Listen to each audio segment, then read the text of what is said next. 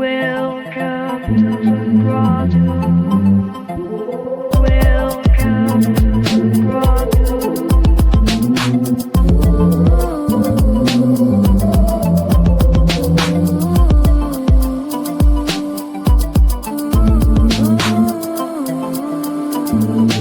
Welcome to the grotto.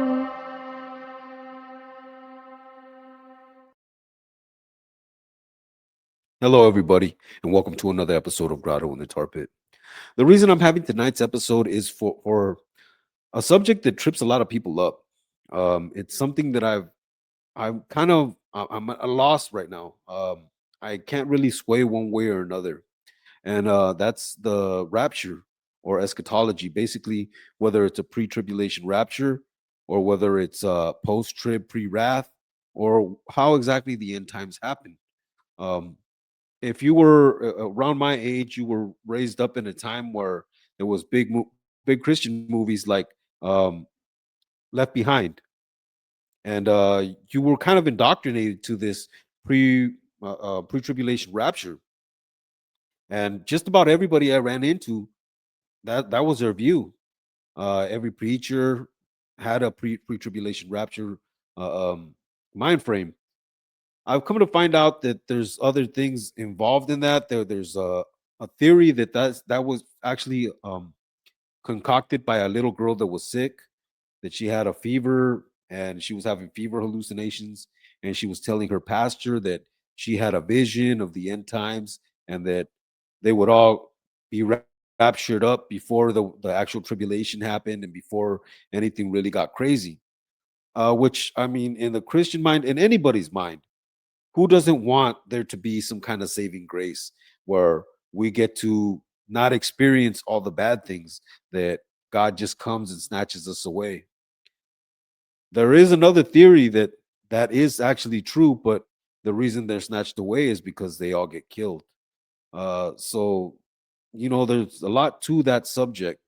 Uh, after that, after hearing all this, I kind of started following certain pastors and certain evangelists that didn't hold to that pre-tribulation rapture view.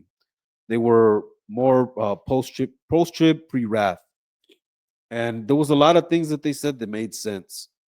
And especially me, in that time in my life, I actually felt like we were in the tribulation. I felt like that it was about to start next year. I still I'm in a mind frame where it could probably start next year. The way the political climate is, the way the temple is getting ready to be built, the way they had the red heifer sacrifice. For people that don't know, one of the things that it is a requirement is that there be another temple because there needs to be sacrifices done. Now, I can't really explain the pre-tribulation rapture theory to you. Uh, I know there are people that are very well versed in it, but what I've come to find out is there's less and less. There's a lot more people now today that believe in a post-tribulation rapture, or that's pre-wrath. Um, so today I'm bringing on a guest that I've actually had on before to explain his view more thoroughly, and we're going to take it step by step. He's a post-tribulation rapture guy, and he's gonna talk to you like if you were in middle school, because I know that stuff is sometimes way above our pay grade and it's easy to get confused. So we're gonna take it step by step. How you doing, Jacobus? How you doing, Goose? Good news, Sergio. I'm doing good, man. How's South Africa? Yeah, not too bad. We're entering into the summer now. We just about there, but sometimes we have a late snow or snowfall. So yeah, but we're entering in the summer season now. Yeah, we're getting ready for winter out here. Yeah. Yeah. So you were saying that you were probably going through a quiet season out there, or a quiet season in the Yes. Lord? Yes. The Lord showed me I'm actually quite far ahead of he's planned to send. The prophecies I've had from major prophets is that I'm digging like a tunnel through a mountain on my own, because this that I've got, you won't find it somewhere else, but I know it's correct because in everything that we do, there must be checks and balances. There must be 2 or 3 witnesses concerning any prophecy. The book of Revelation cannot stand on its own. It has to have verses that confirm. The book of Daniel and the book of Ezekiel. Yes, for or example. what Paul wrote or Peter wrote. So there has to be confirmation. Like, let me give you an example. In Luke 21, the pre-tribbers use it, that we'll escape all these things. But it's only written in one place. The word escape is only once in the Gospels. But if you look at the context of Luke 21, Matthew 24, and 25, Jesus tells a lot of things. There's a lot of things like mid-trib when he says flee, there'll be wars and rumors. That all we got to go through to the pre-wrath. But well, check this out, Jacob. Since you're just gonna jump right into it, I thought we were gonna talk a little bit. How about you do this? Like I was telling the audience, if Yes. you could please give us a step-by-step breakdown. Let's say Yeah. the tribulation's about to start tomorrow, or you know the temple's built tomorrow, and there's a seven-year peace treaty, or Yes. however you want to take it. That's Okay. about to happen. Can you take it step by step and try to explain to us, like if we're in middle school or something, because some of these things do fly over our heads, and it's hard and it's easy to get confused. So if you could do that for us, please. Sure. What I want to do is I start, like I said, we and you said we were all pre-tribbers. I also got baptized in a charismatic church, and this was in 2000. And in 2005, the Lord gave me the blueprint to understanding the book of Revelation, because I had a small cell group, and I told the Lord, people are pushing me about the book of Revelation, but he didn't explain everything. He just gave me the blueprint, and I said, okay, understand that there's a lot of stuff in. And then about 10 years later, in 2015, the Lord again pressed on me to start taking up the end time stuff.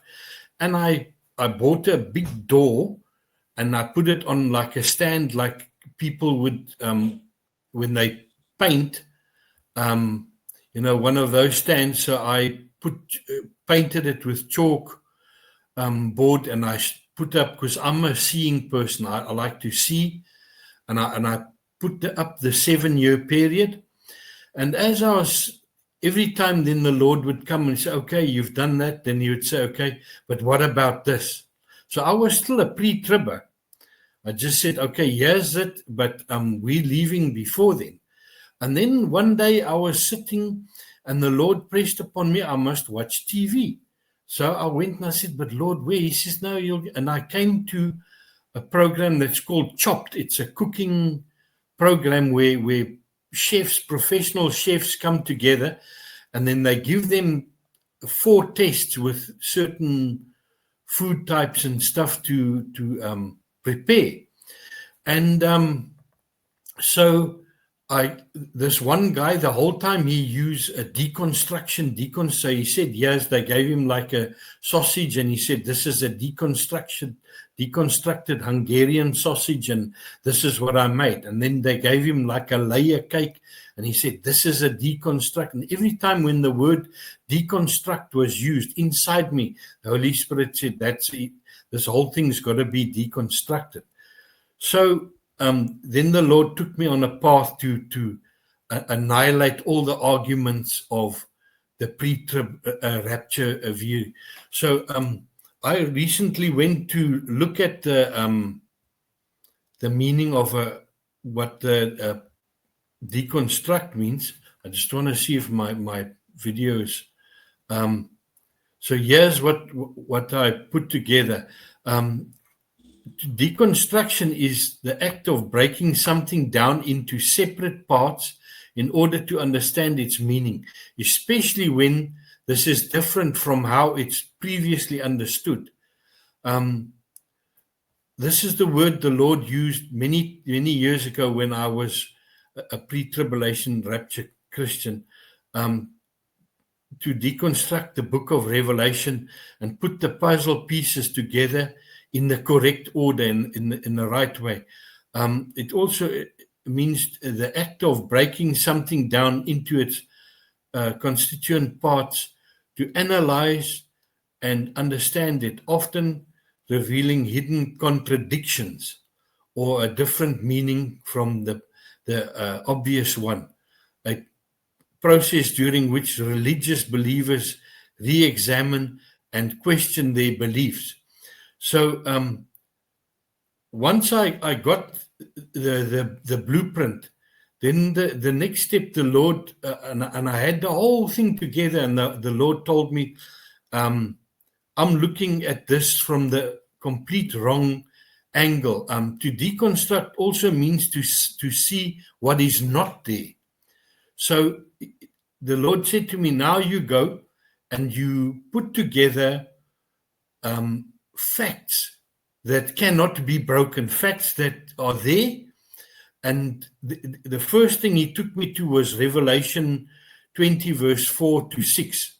So we know that in the book of Thessalonians, Paul says that there must be a falling away first.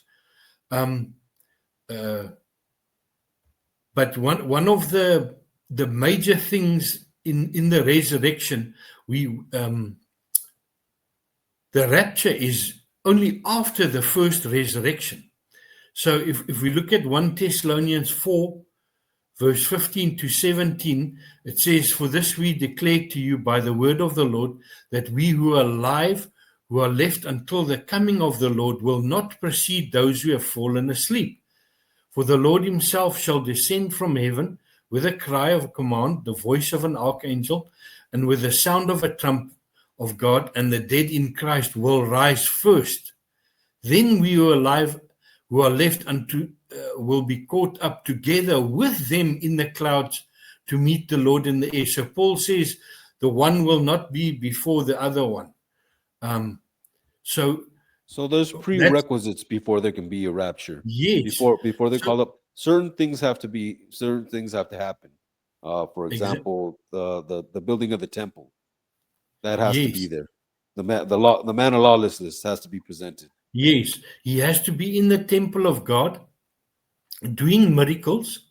Paul says, how will we know him? He'll be doing miracles.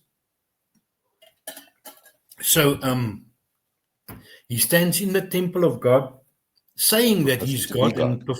Yes.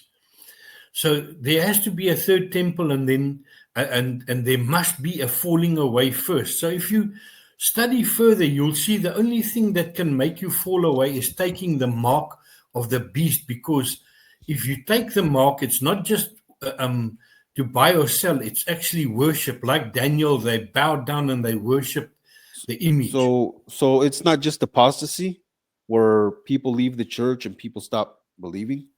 Because that's what I've always heard, that falling away was actually an apostasy where people turn away.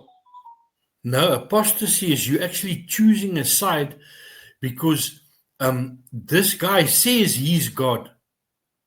And then he says you can't buy or sell anything unless you take the mark on your forehead or on your hand.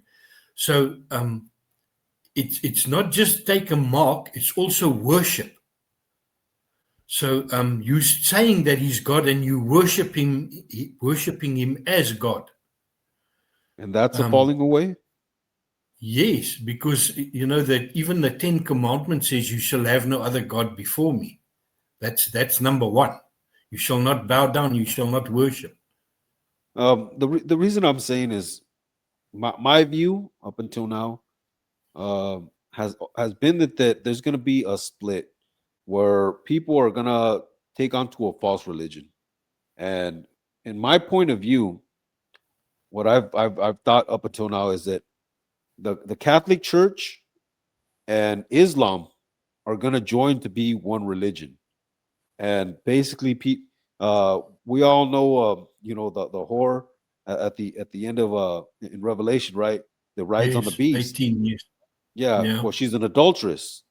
She Yes. can't be an adulteress unless she's been married to somebody, which we Yes. know the whole picture in Revelation is that we're the church is the bride of Christ. Yes. So you got this church that used to be the bride of Christ, or in some form is married, and now she's being an adulteress. She's with another man. She's with another god, which is going to be the Antichrist and the devil. So Yes. in my mind is Islam, because I'm not sure if you've ever heard of it, but there are many rumors that Catholicism actually invented Islam to try to Yes. control the Muslim people. Yes. So there's His first wife they was a worship, Catholic woman. Yeah. yeah, and his granddad, his grandfather was actually a Catholic bishop. Okay. So he was groomed. He was groomed to do that from a young kid. Muhammad was. So Yeah.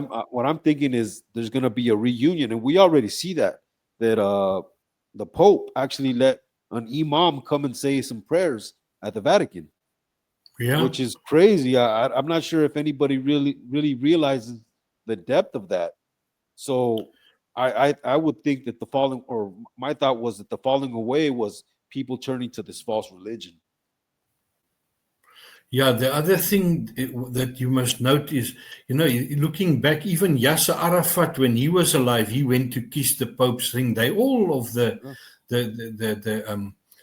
Middle East have gone to the Pope. And if you look at years back, like on the Temple Mount, they will only tolerate Catholic churches. If you go look into the Middle East, sometimes even opposite the mosque will be a Catholic church. They only tolerate the Catholic church. They don't like Christians, but they tolerate the Catholic Church. Yeah. You see, the big thing, there's too many things in the Catholic Church, like Jesus says, do not repeat prayer like the heathen do. He says, God knows what you want to say before you ask. I mean, they say Mary can take you to heaven. They repeat Hail Mary, Hail Mary. That's how the heathen pray. He says, God knows what you want before you open your mouth. They have obelisks there, which is a phallic symbol. They've killed millions of Christians in the name of their God, where Jesus said, the apostles came and said, Lord, we hindered somebody from preaching in your name and casting out demons in your name. He says, don't. If someone is either for us or against us. And then he says, if you go into a town or a city and they won't hear your message, he says, just shake the dust from your feet. But yeah, these guys come and they kill. We know that Cain killed Abel. So, it's Satan told him to murder his brother from the beginning. So murdering, lying, stealing, killing, and destroying is the work of Satan. The other thing you must remember, this woman has got a cup in her hand. Like Jesus took the cup. That means they're in covenant together. And it says all the bloodshed of the saints is found in her. So it's a murderous, like the two apostles, the two prophets. Jezebel wants to kill them. That's her aim and her mission, is to kill the prophets and those who belong to God.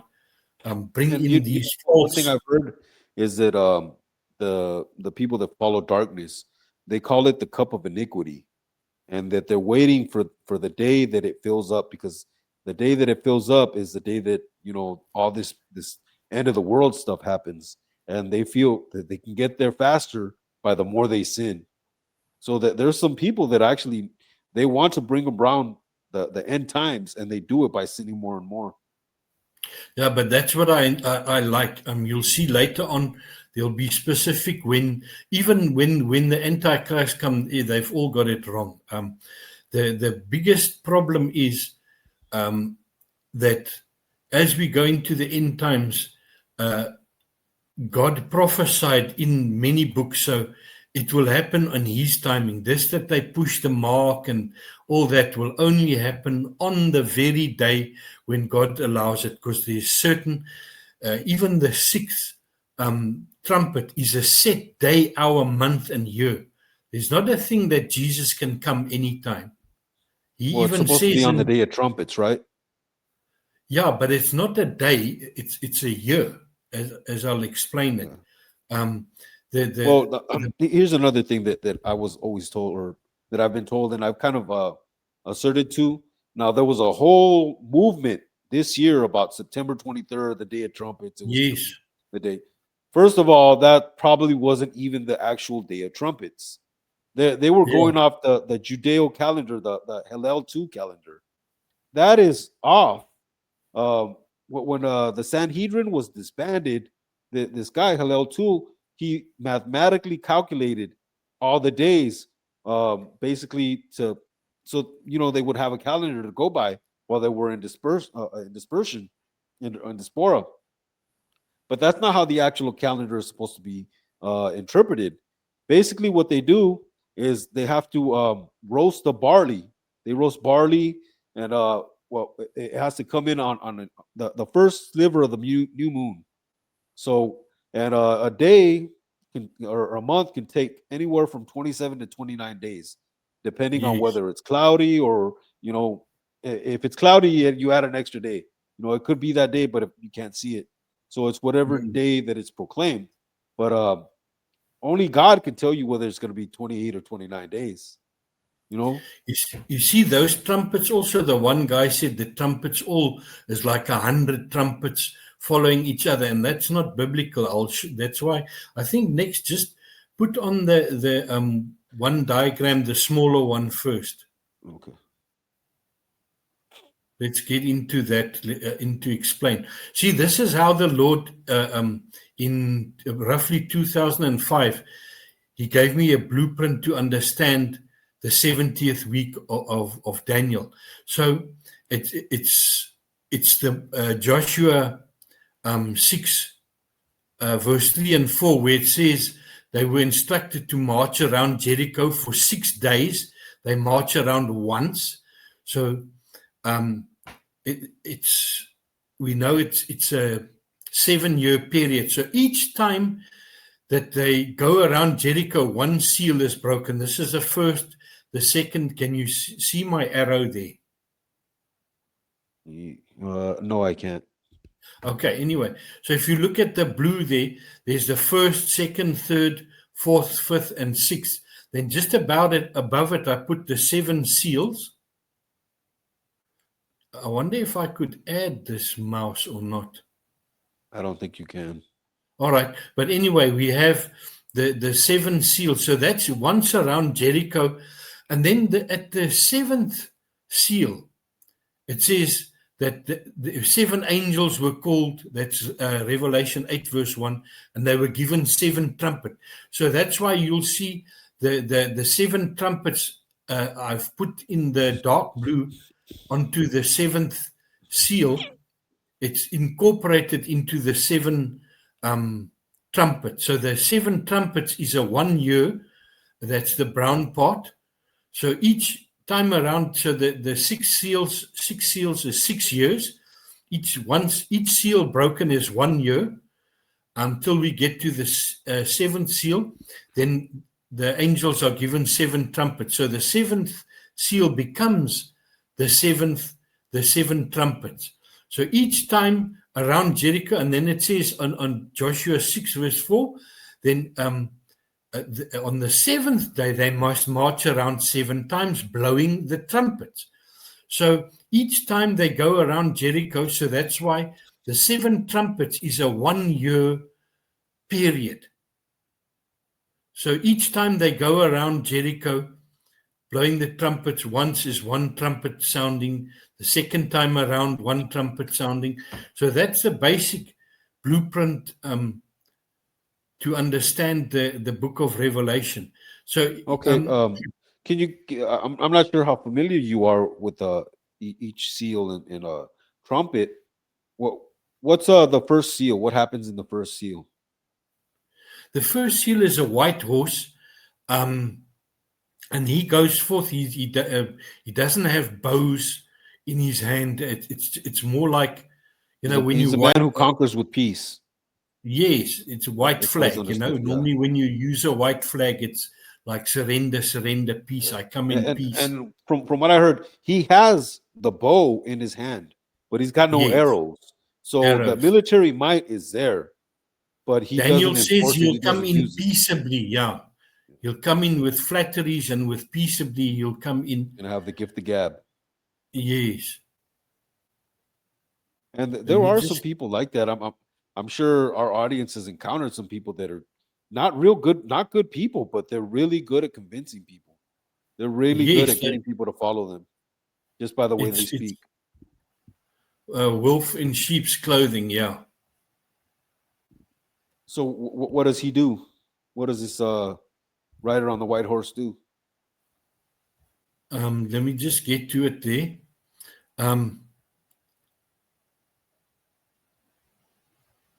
There was a white horse, and he that sat on him had a bow, and a crown was given unto him, and he went forth conquering and to conquer. So the white horse is they also, a lot of people say that all the colors of the horses are the colors that are on the flags of Islamic flags, Islam. yes.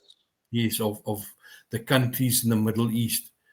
Well, where it wasn't understood a lot is where, because the last horse is the pale horse, but Yes. basically, if you think about it, what's the color of death? You know, if you translate it to the Hebrew, it's a light green color, a pale color. You know, like you got pus and gangrene and all that. You know, it's a rotting flesh. Yeah, it says here a pale horse, chloros. It's like chlorophyll, you know, chloros, greenish. That is dun-colored green, pale. So it's a pale green. Is what it says there. So the Greek says it's the word they use is chloros, which means a pale green. Now, it is this white horse, and we all, you know, what's crazy is we know him as the Antichrist in our Christian religion. He is there's one thing that people that are into eschatology, which is the study of end times, on the Christian perspective and on the Islamic perspective, they agree on one thing. They are wholeheartedly in agreement in one thing, that our rider on the white horse, which we believe is the Antichrist, is their Messiah. They believe that to be their Mahdi. Yes. So is the rider on the white horse, he's the second beast that comes out of the sea? No. He's the first beast? Yeah, you see, there's when the beast comes out of the bottomless pit, he adjoins to the man of sin, because the man of sin is the son of perdition, which word they use is apolia. It means to Apolia. rot away. It's nearly like a Abaddon. fruit fly already at a young age. It's zaps the flowers of a fruit tree, and then the worms grow inside the fruit while it's growing up. It's like when the Lord, the son of perdition, when he was betrayed by Judas, he was also called a son of perdition.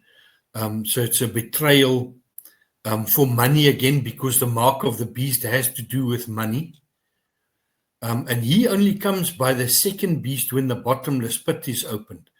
I'll explain that just now when we get to the second diagram, when he comes in. Okay, so what's the second seal? The second seal, there went another horse that was red and had power, was given unto him that sat thereon, to take peace from the earth. So this again, the second horse will be a 1 year period.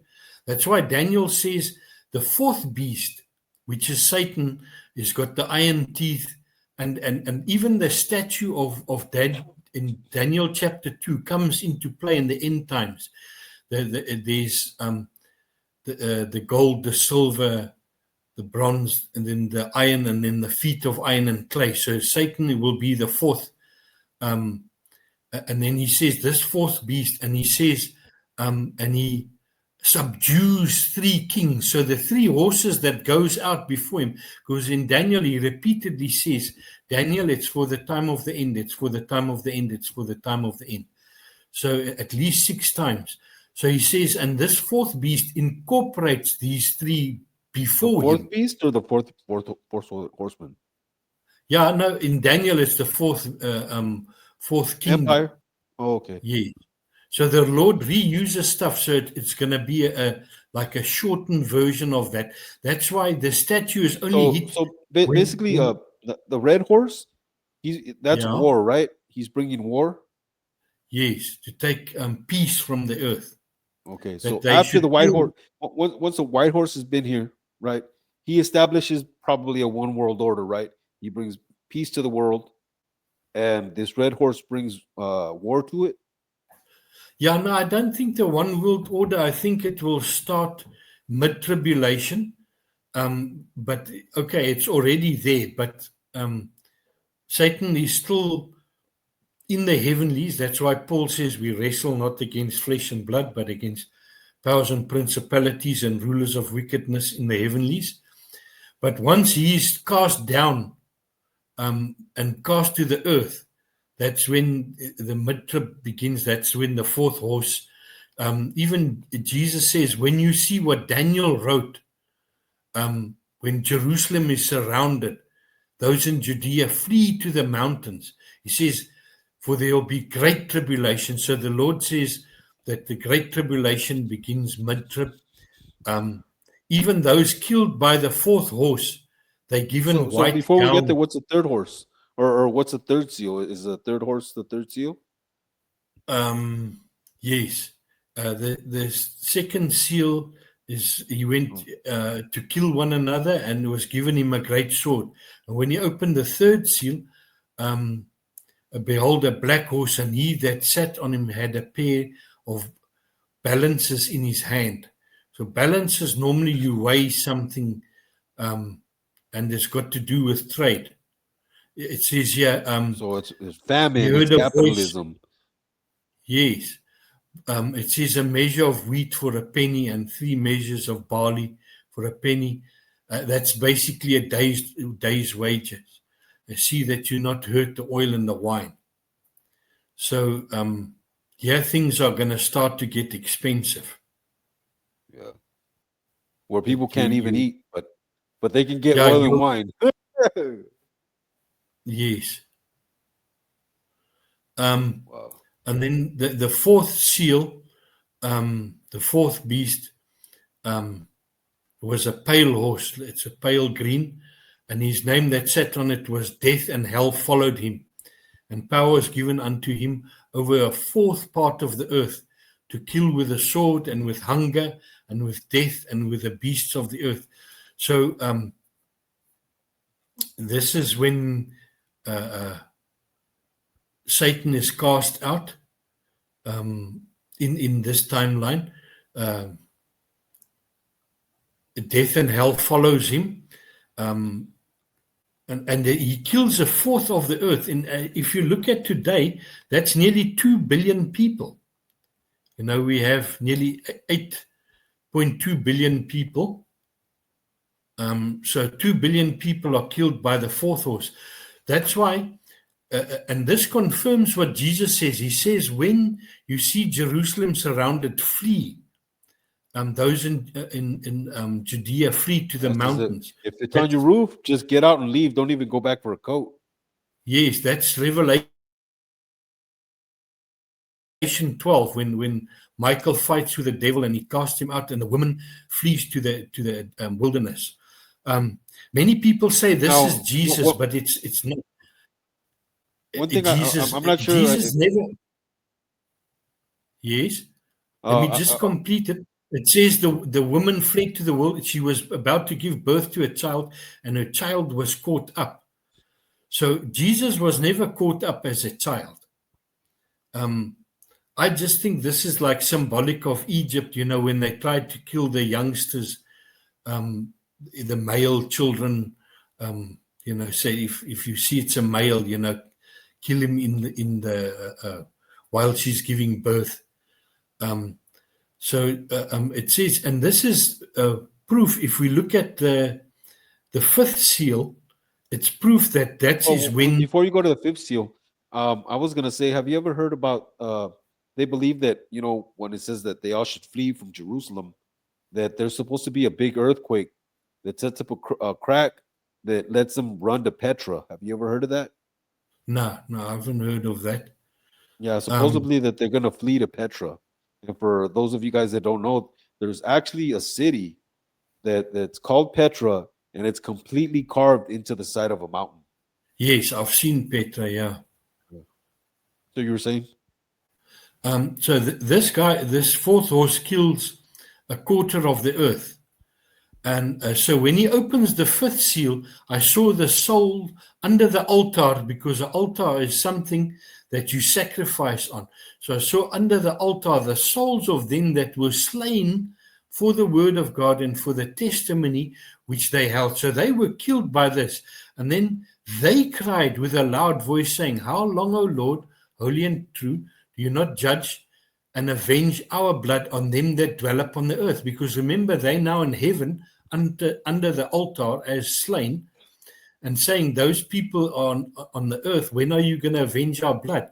And it says, and white robes were given unto them, unto every one of them, and it was said unto them, they should rest a little season until the fellow servants also as their brethren that should be killed as they were should be fulfilled. That's why Paul says Israel has been blinded in part till the full number of the Gentiles. So here the Lord saying, wait until the full number comes in.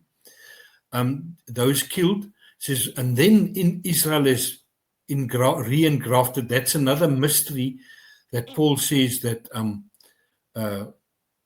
Israel has been blinded in part till the full number of the Gentiles comes in.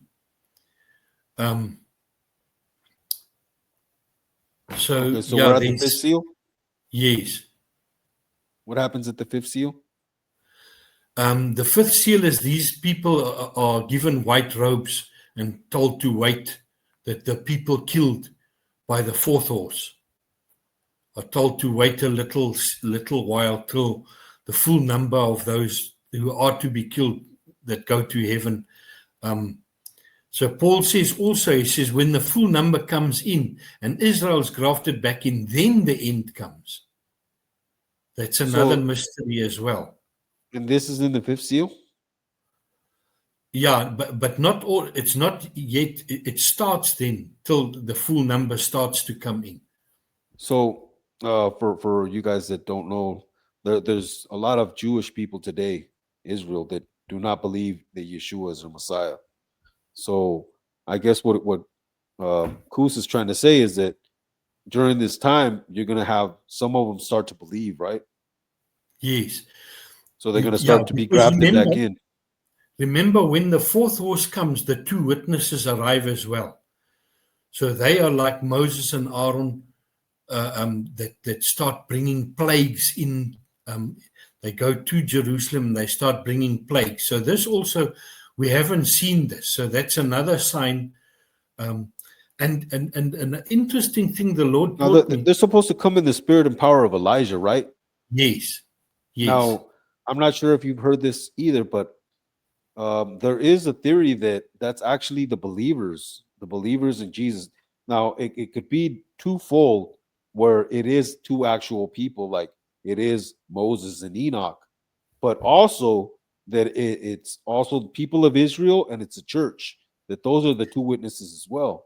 So that you will actually have people that are from Israel that believe in Yeshua, and you'll have people from the church that are given these powers as well, that they'll be able to call down fire from. Have you ever heard that theory? Yeah, but it doesn't fit in. You see, why will all the Christians then be in Jerusalem when they're actually told to flee at that stage? You understand? So to me, it's two prophets. And why I say Moses can't come back, because then we're actually into reincarnation or whatever, because we all have it's Enoch and Elijah. Yes. They were both caught up They did not taste death. So they have an appointment with death. Even what people don't realize, the rapture is a death sentence. Because Paul says in 1 Corinthians 15, flesh and blood cannot, the present form you are in, cannot inherit that world. Flesh and blood cannot. So that's why you're changed in a moment, in a twinkling of an eye.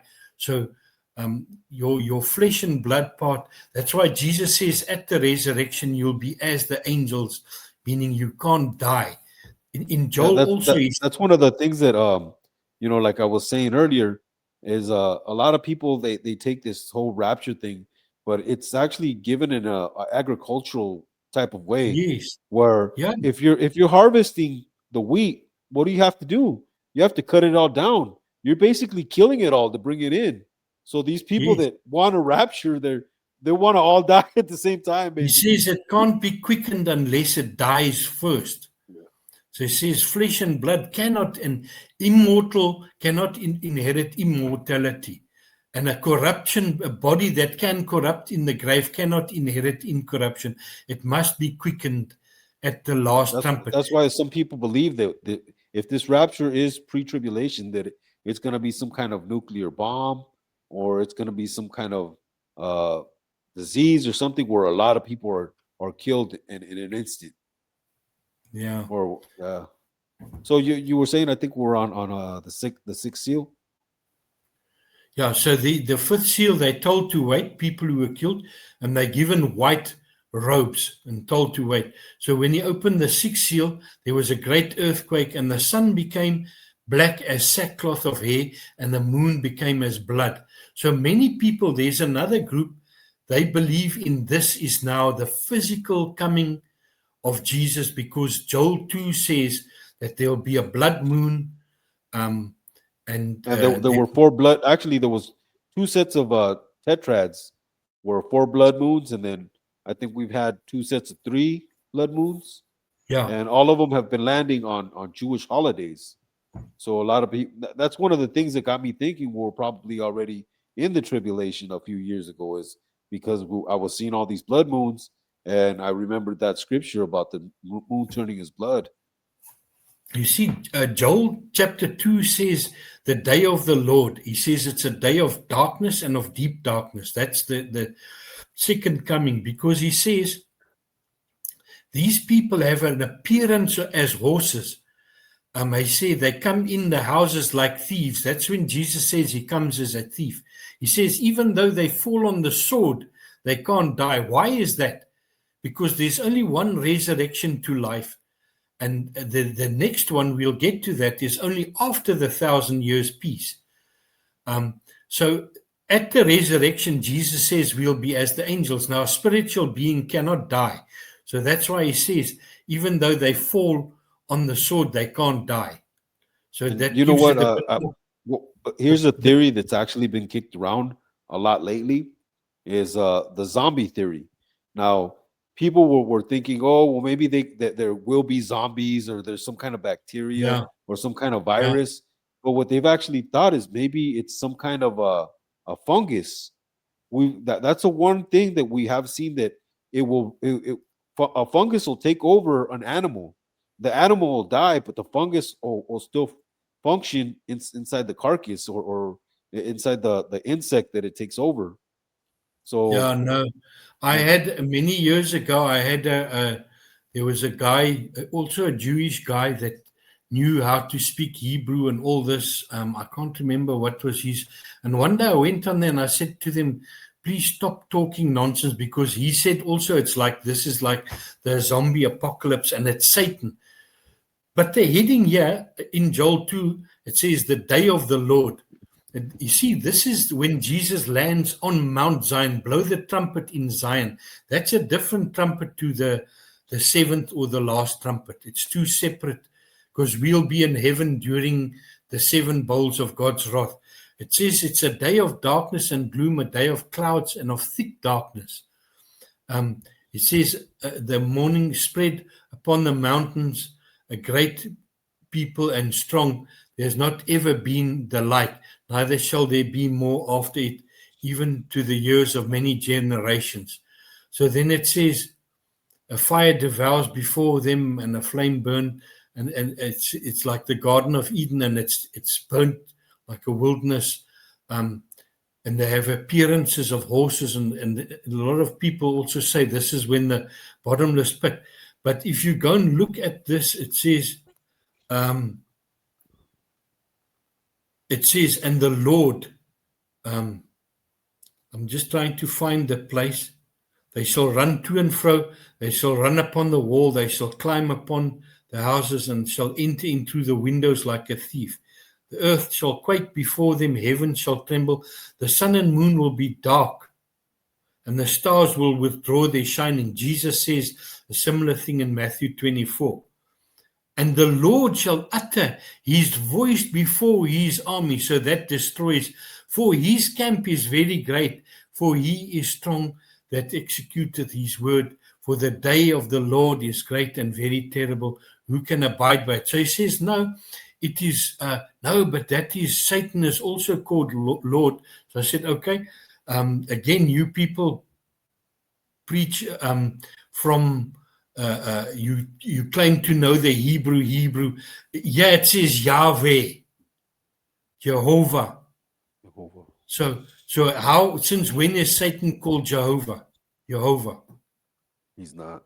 The self-existent or eternal Jehovah, Jewish national name for God, Jehovah the Lord. So just to keep it moving, Koos, Yes. Let's go into the sixth seal. What happens at the sixth seal? Okay. Let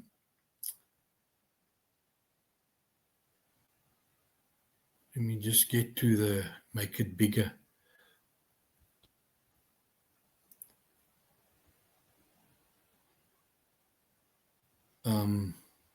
There's a great earthquake. Okay, and let's see.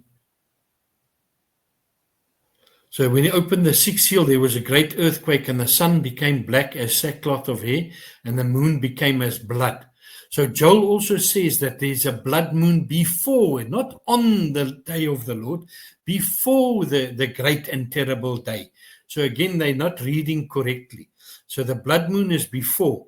And the stars fell from heaven unto the earth, even as a fig tree cast her untimely figs when she is shaken by a mighty wind. And the heaven departed as a scroll when it rolled up, and every mountain and island was moved out of their places. And the kings listened to this, and the kings of the earth, so even with the whore is the one doing business with the kings of the earth. They don't complain because of the bloodshed. Remember, they complain because such great wealth is destroyed in 1 hour.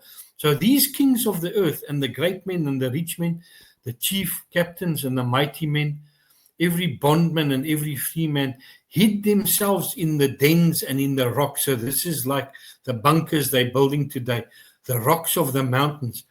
And they you know said, what that's like an allude to the Tower of Babel too, where they were so invested in making this high tower that they were more concerned about a brick breaking than a person dying.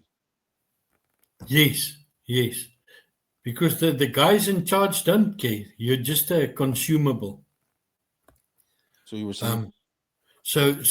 These kings, they are, and the fighting men, and they hide themselves in the dens, and they said to the rocks and to the mountains, fall on us and hide us from him that sitteth on the throne. You see, 1 Corinthians 15 says Jesus is seated. So yeah, he's still seated. He's not coming. He's seated on the throne. Remember, when another thing that destroys, this is the second coming, is it says when the Lord comes, it will be sudden destruction will be upon them. So from the sixth seal till the last trumpet, there's no sudden destruction, even till the seventh bowl of God's wrath, because it's the 7 last plagues. There's no sudden destruction. So this can't be the second coming. So they say, hide us from the face of him that sits. So somehow there's going to be an open vision, and people will be able to see Jesus seated on the throne and Father seated, and hide us from, so this is from him that sits, this is Father, and from the wrath of the Lamb. So they're saying this is when the wrath, for the great day of his wrath is come, who shall be able to stand? So again, as I said, from the first trumpet to the last, not once the word wrath is used. So it's not wrath. Only at the last trumpet, the 24 elders that sit with God, they say, now God's wrath starts. So, Because we are since I not know destined you for wrath. the last two parts together, can you give us what happens at the seventh seal and the seven trumpets? What happens then? Let me just get to Revelation 11. Oh yeah, I just want to bring in this because this is also what they say. There's a great multitude in Revelation 7 verse 9. And I beheld, lo, a great multitude which no man could number, of all nations and people and tongues and kindreds, stood before the throne and before the Lamb, clothed in white robes. Remember, the white robes already started at the fifth seal when the quarter of the earth was killed, and palms in their hands. And they cried with a loud voice, saying, Salvation to our God, which sits on the throne. See, he's still seated, and unto the Lamb. So that's Father and Son.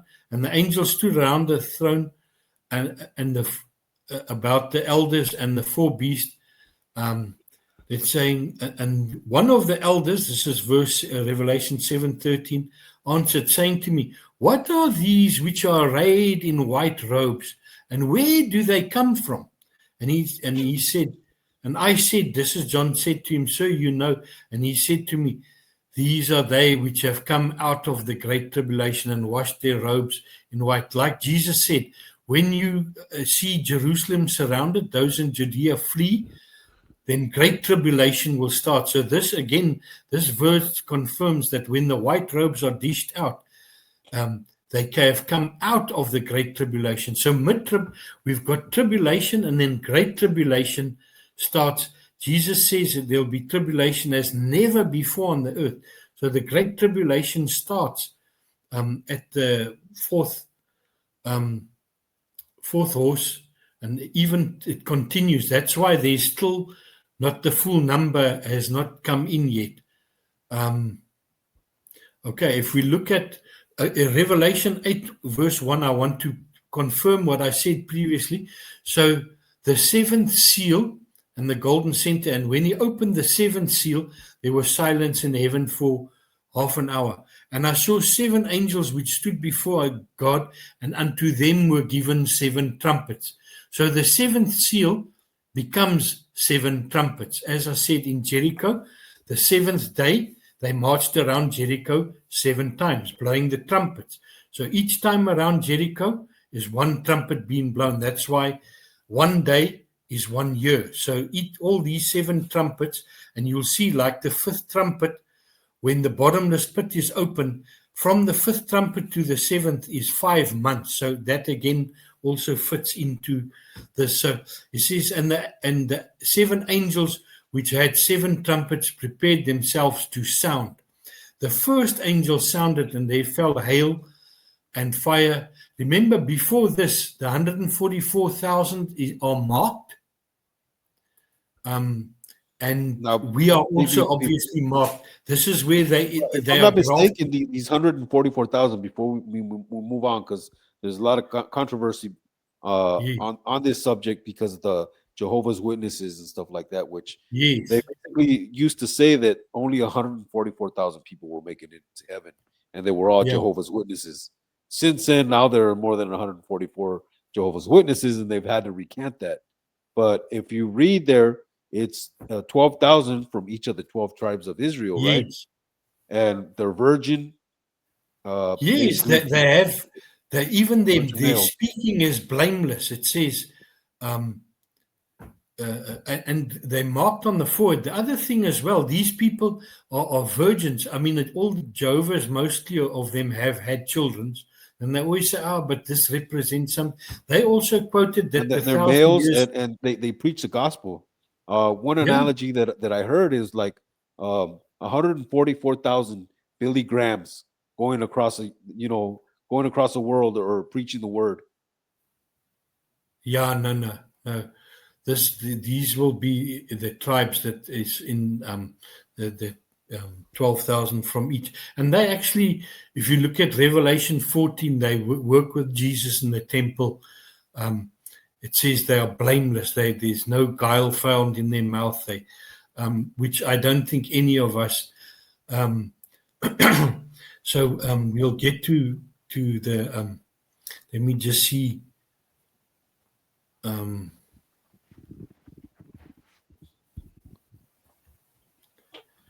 It says.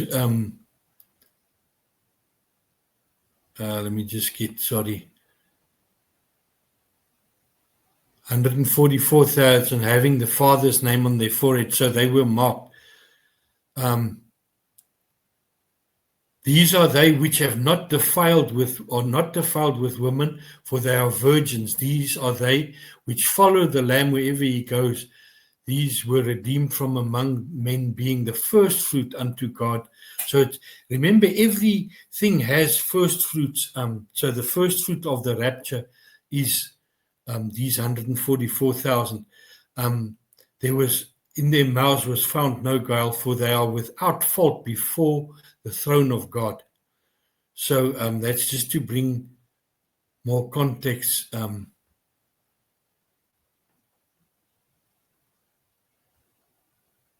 So yeah, we got the first angel sounded,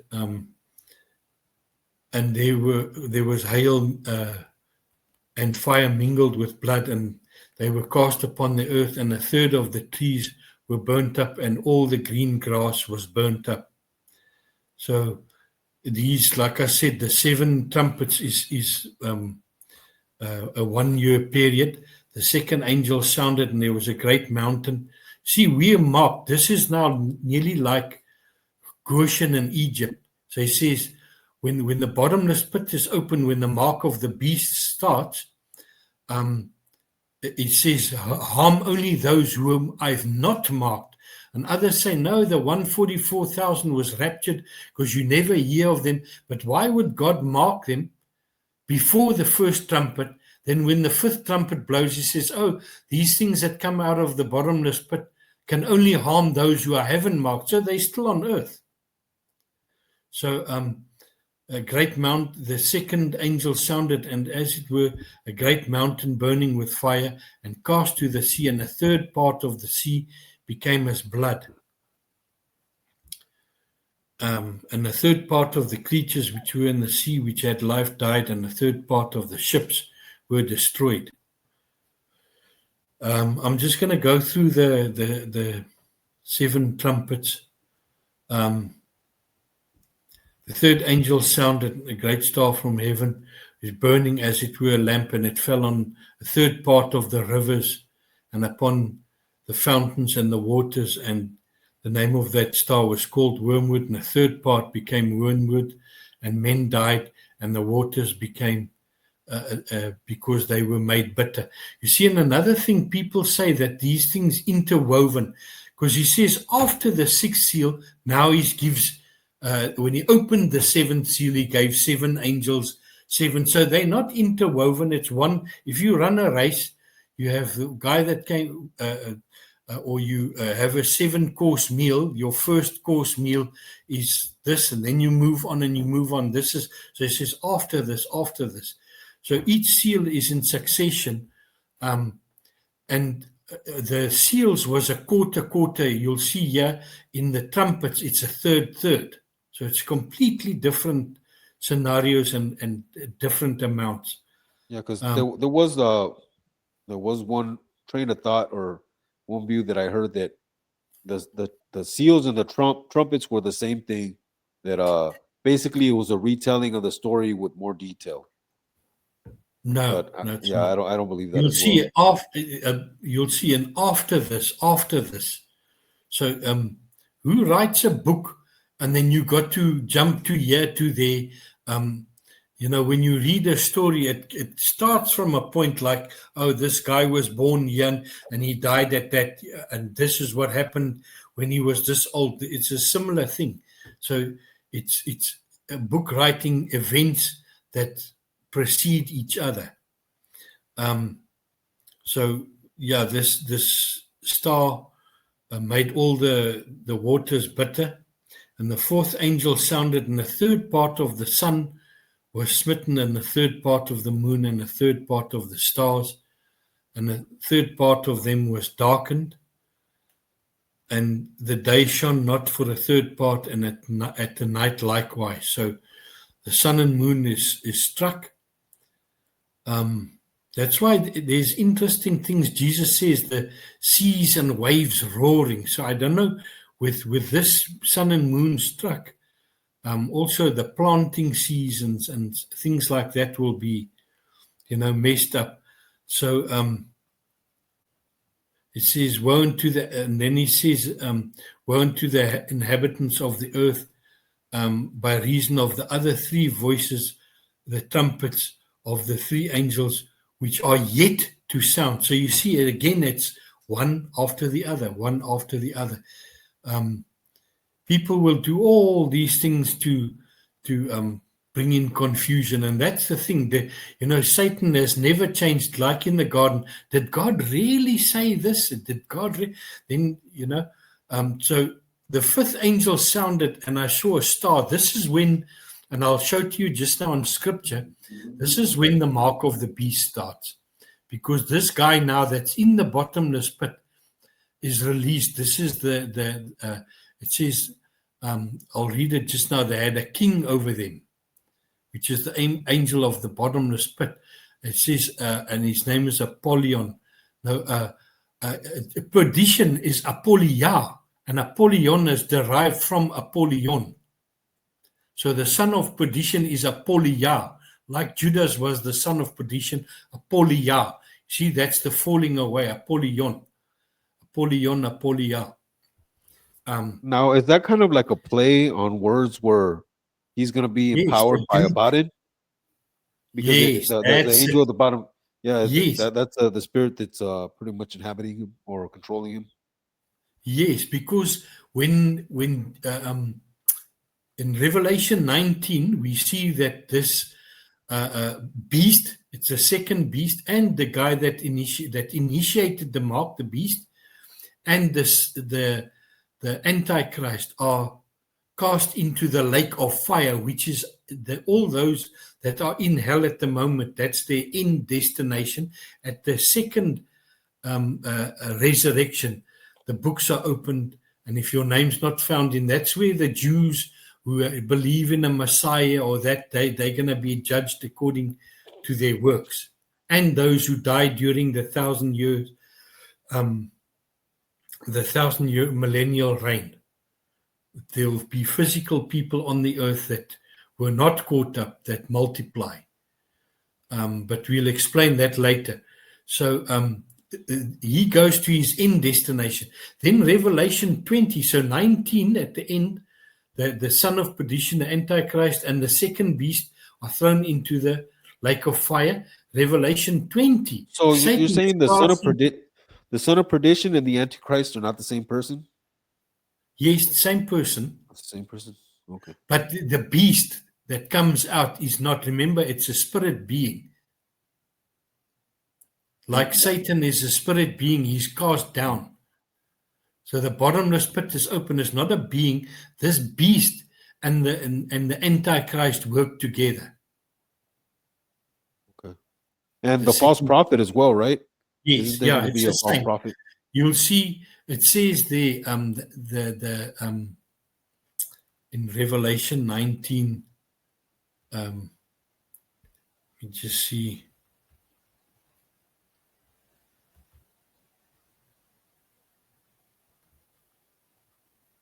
And I saw the beast and the kings of the earth.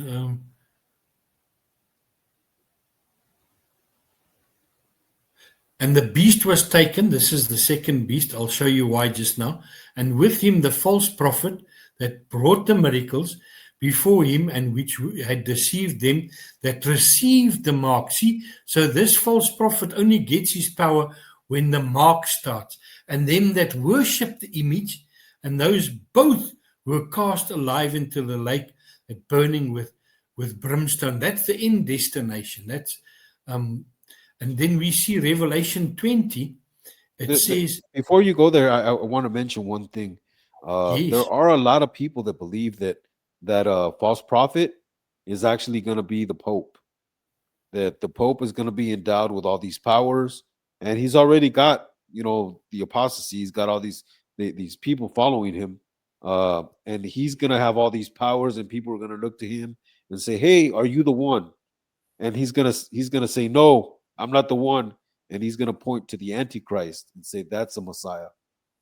yeah, you see, he'll do miracles.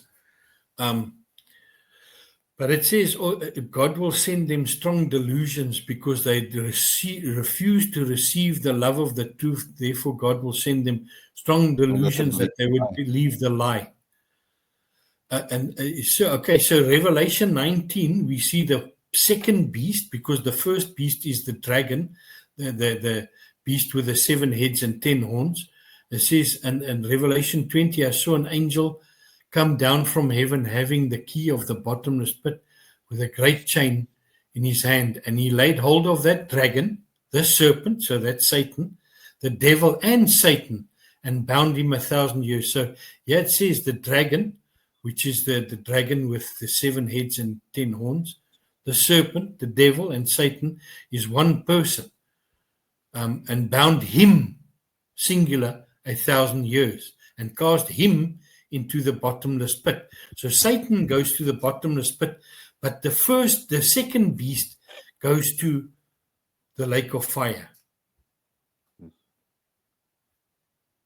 Okay, and then after 1,000 years, he's let back out, right? Yes, Or to deceive the nations. The dragon is let go. The devil is released again, and and at the end, says, he's thrown into the lake of fire, right? In the yes, false that's your prophet and the Antichrist are still there. I firmly believe that, to me, what I think, that the lake of fire is the sun. Because remember, the sun was worshipped. Ra is, if you look at ancient Egypt, Ra, the Egyptians worshipped Ra. And if you bring in that sun, you zoom it in, there's a snake around it. It's a fiery serpent, a dragon. That's why Pharaoh had this cobra on his head, on his like crown, and he had these flaps on the side of his face, which is a cobra. When it's ready to strike, its neck then swells to the side. So on top of that, I just wanted to add something that might go along with that theory is there's a lot of thoughts that actual hell, what we know as hell, or the bottomless pit, is probably the planet Saturn. I'm not sure if you've ever been. Yeah, if you take a look at the planet Saturn, it's got an all-seeing eye on one end, and it's got a hurricane that never stops on the top. That's a hexagram or a hexagon, and there's a school of thought that when you die, and let's say you're going to the wrong place, your soul gets sucked into the middle of the earth, where it's some kind of portal that sends you to Saturn. No, I'm not saying I ascribe to that. I'm just saying that's school of thought. I never like assume anything. It's dangerous to go. That's why I'm having this conversation. Like I said before, I'm trying to figure it out myself. I was pre-tribulation rapture, and then I was post-trib, and I was going to die on that hill. And now I'm really trying to figure it out. I want to know what it is I believe and why I believe it. All right. So we at the fifth angel sounded, and I saw a star fall from heaven, and was given him the key of the bottomless pit. And he opened the bottomless pit, and there arose smoke out of the pit, as smoke from a great furnace. And the sun and air were darkened by reason of the smoke of the pit. And there came out of the smoke locusts upon the earth, and unto them was given power, as scorpions on the earth have power. And it was commanded that they should hurt not the trees or the grass, neither anything green, neither any tree, but only the men which have not the seal of God on their foreheads. See, so why would God mark the 144,000? Then there's before time, we explained that because there's 7 seals and 7 trumpets, they would say, oh, it's mid-trib. They're the mid-tribulation rapture group. And I said, no, just because there's 7 seals and 7 trumpets, it doesn't mean that's the middle. So God marks the 144,000 before he starts the blowing the trumpet. So he says, don't remember, I've marked only those which have not the seal of God on their foreheads. And to them was given that they should not kill them, but that they should be tormented 5 months. And their torment was as the torment of a scorpion when he strikes a man. And that days men shall seek death and shall not find it, and shall desire to die, and death shall flee from them. And the shapes of the locusts were like unto horses prepared unto battle, and their heads were as it were crowns of gold, and their faces were like faces of men. And they had hair, and their hair was hair like a hair of a woman, and their teeth were like teeth of a lion. And they had breastplates, and as the breastplates of iron, and the sound of their wings was as the sound of chariots of many horses running to battle. And they had tails like scorpions, and their tails, stings in their tails, and the power was to hurt men 5 months. See again. So from the 5th trumpet to the last trumpet is 5 months. So from this period till the last trumpet is 5 months. And they had a king over them, which is the angel of the bottomless pit. See, it's an angel. Just like Satan was an angel, he comes down mid-trib. This second beast comes out of the earth, which is the bottomless pit. I'll join them just now again. I'll show you how you link them. Whose name in Hebrew tongue is Abaddon, and in Greek Apollyon. And the son of perdition is Apollyon. You see how Apollyon and Apollyon, the son of perdition, the Greek word is Apollyon. So that's one woe is past, behold, 2 more woes hereafter. Then he sounded, the 6th angel sounded, and I heard a voice from the golden altar before God saying, listen to this, saying to the 6th angel which had the trumpet, loose the 4 angels which are bound at the river Euphrates. And the 4 angels were loosed, which were prepared for an hour and a day and a month and a year, for us to slay 1/3 part of men. See again, 1/3. But this that they say, the second coming is imminent. Jesus can come at any time. Everything is done. Sorry, my voice. So we see that the 6th angel, you see, Jesus, Mary and Martha said, Lord, yes, we know you'll raise Lazarus up at the last day. Jesus said, I will raise you up at the last day, He said that. I'll read it just now. So this is prepared for a day and an hour, a month and a year. So there's no Jesus can come at any time. God has got a order and discipline. That's why he says the last day. See, the last day for anybody to make it to eternity. That's why it says, blessed is he that has part in the first resurrection, because the second death has no hold on him. So in Jesus' time, they knew the resurrection is at the last day. So, Koos, we're kind of getting short on time. Do you want to explain the second chart? Yes. Just let me minimize my screen. Just put it up there for us. I'm going to, I've saved it here, so I'm going to open mine as well. All right. If you look at the top part, there's the yellow, is Joshua. Again, I brought it in Joshua. You shall march around the city, all the men of war going around the city once, thus shall you do for 6 days. So all the yellow is the 7 seals is yellow, even to the 7th seal. But under that, I've put blue because on Joshua 6:4, you see that blue. It says, 7 priests shall bear 7 trumpets. See how it fits in with the seals and trumpets. Trumpets of ram's horn before the ark of on the 7th day. You shall march around the city 7 times, and the priest shall blow the trumpets. So each time around Jericho is 1 trumpet. So the 7 seals, you'll see the dark green, I've put Daniel 70th week. Another interesting thing, why there's a gap between Daniel's 69th, from week 1 in Daniel to week 69, which is 69 years times 7. They were all together, but the 70th week is separate because Jesus told them a parable. He said, listen, God sent messengers, you stoned some, you killed some. He says, surely if I send my son, they will give me what's owed me. And then they said, the son is here. Let's kill him outside the city and we take the vineyard for ourselves. So then Jesus said, this will be taken away from you and given to others. And they perceived he was talking about them. That's why there's a gap between from Jesus' time till the end time. The 70th week, there's a gap because Israel was and it was given to the Gentiles. We see this. So we see here, this is the yellow and the blue is Jericho. And then at the 7th trumpet, I've put in here the first resurrection is like a lime green, is the first resurrection and rapture.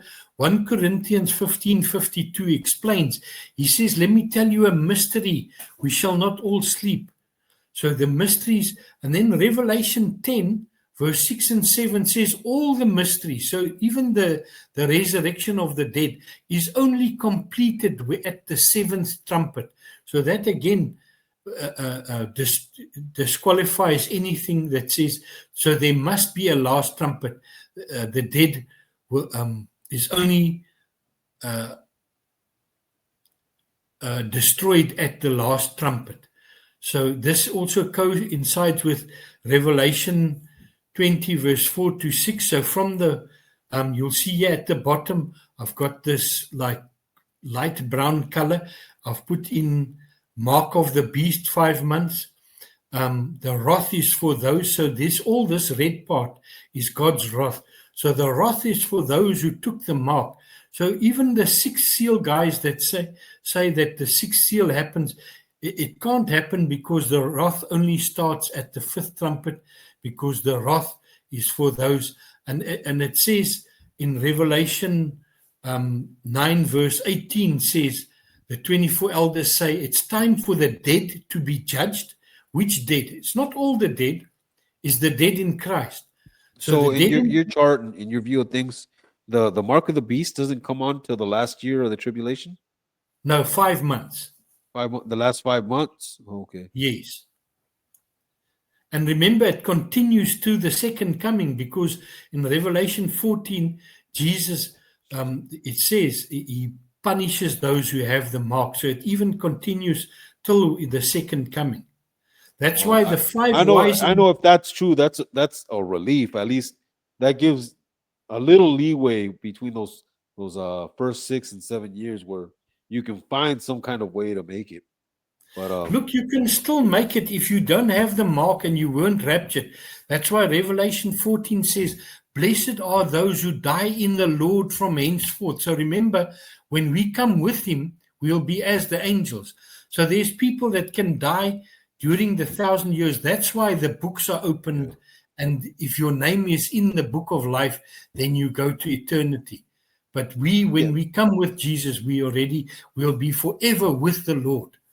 Yeah, that was one of the things that I came to believe, that if you're a good person, you're well, not even a good person, that you believe in Yeshua, that he's your Lord and Savior, then, and you're focused on him, and he's got a plan for you, that some people are going to make it past the tribulation, that are going to make it past the mark of the beast.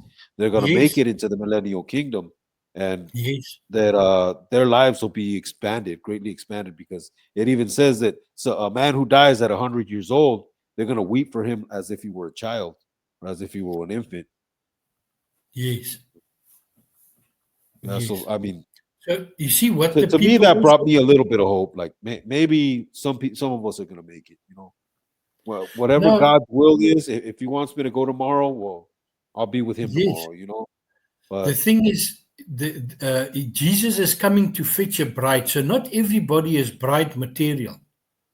You get a yeah, lot of, yeah. yes. There's some people that you wouldn't want to marry. Yeah, you get people in church on Sunday. That's why people say, oh, you don't hear of the church is raptured. Show me one verse that says the church is raptured. It says, those who are alive and remain. Jesus says in John 5:28, he says, I must actually read it. Um, uh, it's interesting. You see the difference between the rapture and the second coming. The rapture, Jesus calls us up. The second coming, we come with him. So we meet the Lord in the air. He doesn't come to the earth. Let me just get John. It's very interesting. John 5, verse 28 and 29. Listen to what Jesus says. That's why the two witnesses, when they called up, because it's mysteries, remember the dead in Christ will rise first. Then those who are alive and remain will be caught up at the last trumpet. It doesn't say the resurrection. So when the two witnesses are literally killed minutes before the last trumpet, because when they stand up on their feet, a great voice from heaven says, come up here. That's the first resurrection. Because there's only one resurrection to life, and those two people haven't tasted death. When they stand up, that's the resurrection. So remember that the dead in Christ are already in heaven. That's when they are changed, but they like in the third heaven. Remember, God is like in the 10th heaven where his throne is. So And they for get you those guys that who are have never alive. heard that concept, is that the heavens are actually dimensions. We live in a Yes, three-dimensional world, but we know there are more dimensions. We know there's a yes, fourth, fifth, sixth, seventh, eighth, ninth, and in yeah, Jewish wisdom, it's always been thought there was 10 dimensions. yes. The book of Enoch says there's 10. He goes through all 10. And the sea of glass, we see in Revelation 4, John was caught up, and there was a sea of glass, and the 24 elders sit there. When the 7 bowls of God's wrath is poured out, we see people who overcame the beast and the mark standing on the sea of glass, and there's fire. You see, Paul says we're going to go through fire. So everything that you've done that was good will endure the fire, but the things you built with wood and hay will be consumed, but you retain what was good.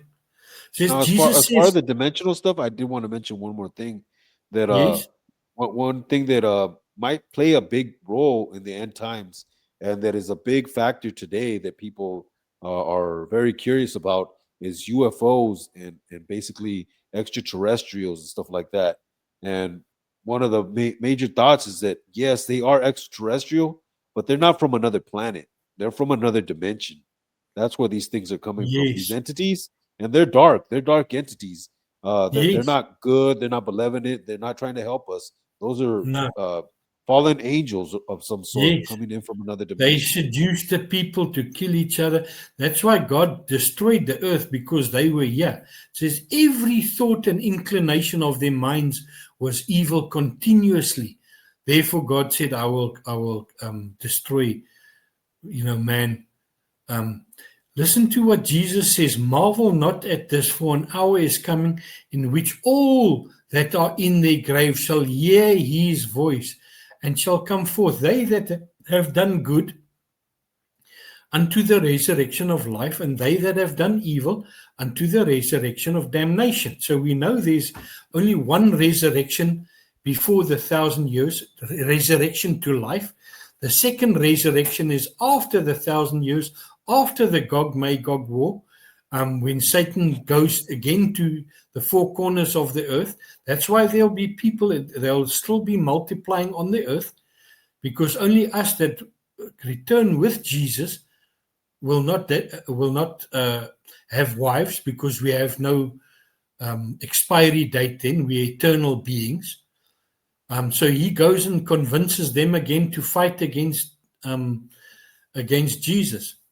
So it says he hears his voice. So people get confused. They put the second coming, a physical coming, like Jesus comes down, and the 10 virgins. The difference between the wise and the foolish was that the mark of the beast is here. That's why he says, we're not going to give you oil. You foolish, go and buy oil. So they had the mark. That's the difference, which nobody is preaching. The foolish ones had the mark, and while they went to buy, the bridegroom came and the door was shut. So that's the same as Noah when the ark I've door never heard was of that. shut. Yes, Wow. that's what good Jesus news. taught me. So when the door is shut, that's like in the days of Noah, God shut him in. That's why they banged outside, like before the flood came, said, let us in. He says, I don't know you, go away from me. Okay. Hey, Koos, well, we're pretty much out of time. Yes. What's the main takeaway from this? If people are listening, what's the one thing you want them to know about end times? End times people must really go and consider there's a lot of deception, and that's how Satan comes. He gives this thing, is like Goliath. He shouts 40 days in defiance, and everybody listen, and everybody, he's preaching, until God sends his anointed to silence these guys. So the lies have to be exposed. Did God really say? Did God really say? And he brings in doubt and unbelief, so that people say, hey, I've got this. Even Jesus, when he was proven, only Nicodemus changed his ways, but the rest, they hid. They said, no, pay off the soldiers. Say the people came and stole Jesus. So they'll cling to their thing instead of being humble and saying, I made a mistake. Yeah, this sounds better. I mean, we all were there. I had to come to the humble thing to see that, we're going to go through the 7. I just want to read you this because we never got to it. Okay. And after you read that, can you give us a prayer out? Yes. Going to Revelation 11:15. This is at the last. Let's just go to a previous one. I mentioned it just now, but this is now the angel in Revelation 10. Revelation 11 is the bottomless pit and the last trumpet. So this angel swore by him that lives forever, who created the heaven and the things that are in it and everything. He says, the seas and everything that is in it, that there should be time no longer. But in the days of the voice of the 7th angel, when he shall begin to sound, the mysteries of God shall be finished, that he has declared to his servants, the prophets. 1 Corinthians 50:52 says, it's a mystery. We shall not all sleep. We will be changed in a moment, in a twinkling of an eye, at the last trumpet. And the trumpet will sound, and the dead in Christ will rise first. That's 1 Thessalonians also 4. So there must be 2 verses say there must be a last trumpet. So the time is finished. It's the last day. Jesus in John said continuously, I'll raise them up at the last day. So he says, when this last trumpet blows, there's no more time. So let's read how many things come together. So there we have the mysteries are only finished. The 7th trumpet and the 7th angel sounded, and there was, it says, the kingdoms of this world become the kingdoms of our Lord and his Christ, and he shall reign forever. So this is when Jesus starts to reign. So it says, and a great voice, this is the 2 witnesses from heaven, saying unto them, come up hither, and they ascended. We know that Jesus says that those who hear his voice will be resurrected. Okay, so it says now it's a time, they'll reign forever. And the 24 elders which sat before God on their thrones fell upon their faces and worshiped God, saying, give thanks to you, Lord God Almighty, which are and was and to come, because thou hast taken to thee great power and has started to reign. See, Jesus is seated till the last trumpet. It says, and the nations are angry, and thy wrath is come. That's why we are not destined to wrath. Revelation 15 and 16, we're in heaven on the sea of glass during the seven last plagues, for in them is full the wrath of God. So the 24 elders say the wrath starts at the last trumpet. And the time for the dead, which dead? The dead in Christ. We know that there's only two resurrections, one before the 1,000 years, only after the mark of the beast, because those who refused to take the mark were part of the first resurrection, and that they should be judged, and that thou should give reward unto thy servants, the prophets, the saints, and them that fear thy name, small and great, and shall destroy them which destroy the earth. So here again we see how many things come together at the seventh trumpet. As I said, everybody has got it wrong. The man of sin, the mark of the beast, in God's mercy, is only 5 months. You see, another thing we must remember, the story of Jericho. Rahab was told she is safe as long as she's in her house. That's why Christians must start to come out of their debt. You mustn't have debt. You mustn't have car debt. You mustn't have house debt. So that when these things happen, you have food supply. You don't have to buy yourself. Daniel says those who know their God will do exploits, like Shadrach, Meshach, and Abednego. They were cast in the fire, but nothing happened to them. Daniel was cast into the den of lions, and nothing happened to him. He says they actually embarrassed, like John, embarrassed them. They had to hide him on the Isle of Patmos because they couldn't kill him. Your voice is gone. My bad. I said, Kuza, this has been a great experience.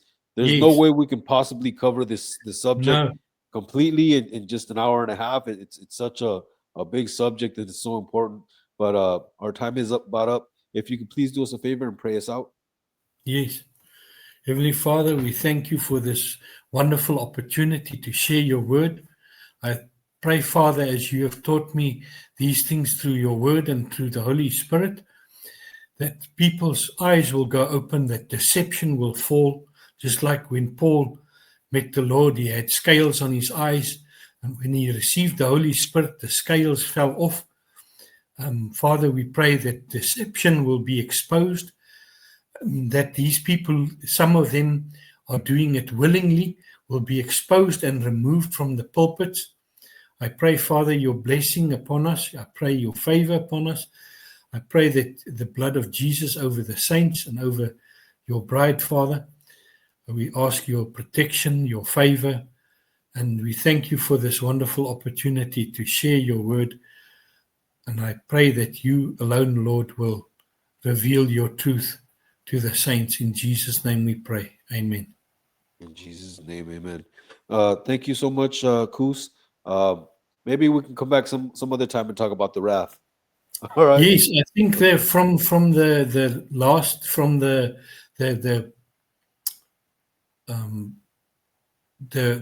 wrath is for those who have the mark. From the mark on, we can give it a lot Well, more. all right, guys. Thanks everybody for joining us for this episode of Grotto in the Tar Pit. Welcome to the grotto.